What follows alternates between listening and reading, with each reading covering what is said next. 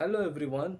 Today we are going to learn 5 advanced words that will make your English language powerful and professional.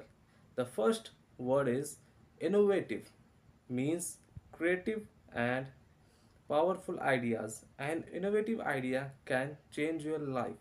And the second word is profound, means deep and meaningful.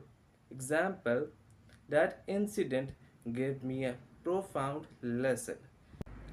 The third word is effortless, means done anything without difficulty.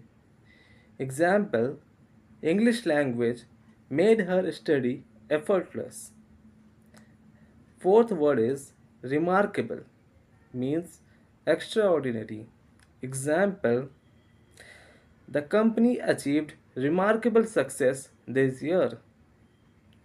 Fifth and last word is fascinating, means extremely interesting or attracting.